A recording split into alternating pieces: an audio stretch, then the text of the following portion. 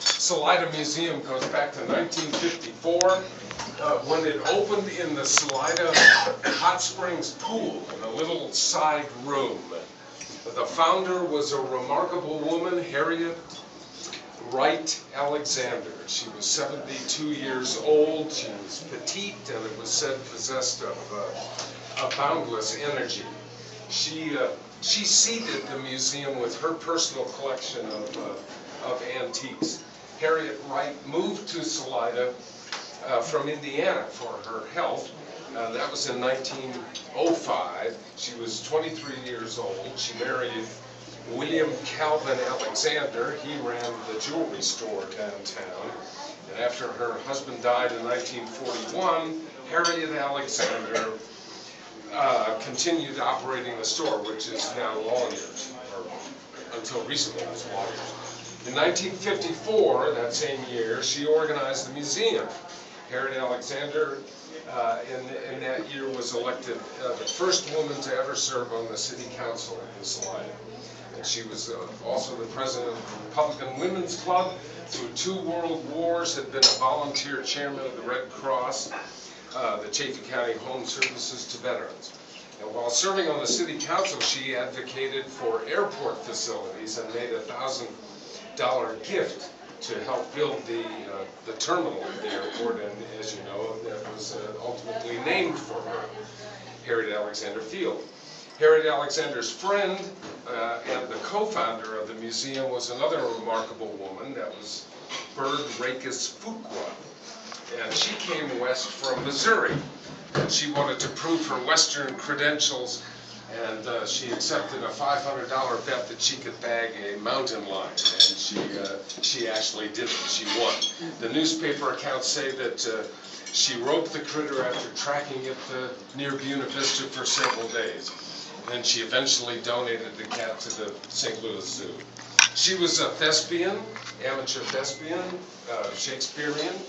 During World War I, she changed roles and donned a Red Cross uniform and drove across the country in an ambulance donated by Henry Ford to help the war effort. Between the wars, Bird Fuqua operated the bird colonies at Mount Princeton, a dude ranch for wealthy Easterners, and then she brought out disadvantaged kids to take part as well. That's now the Young Life Camp up at Mount Princeton. And like her friend, Harriet Alexander, Bird Rakes Fuqua collected Native American artifacts, and she added her treasures to the Salida Museum, at the Frontier Museum at the pool.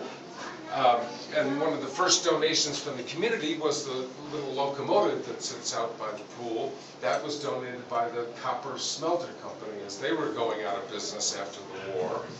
They made railroad ties. They creosoted the railroad ties. The mover engine was an industrial engine that ran in the smelter. By 1966, there was no more space for donations. There were stuffed animals waiting to go on display, Indian baskets, and a gem and mineral collection.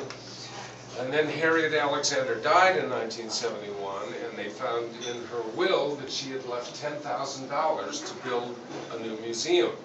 And attorney Mac Whitty at the time made the announcement to the city council that this money had been found in her will, which had been probated. That launched the Salida Museum Association, which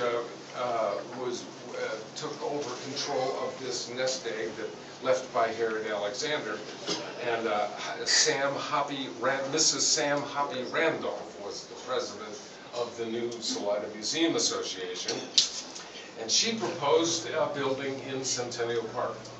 But the Mountain Mail took exception to that and thought that the railroad station downtown ought to be the museum, and they thought that that would be a nice focal point for Riverside Park. But the railroad officials didn't dance to that tune. The railroad station was eventually demolished in 1985. Next was offered a 2-story Second Empire house at 5th and F Street.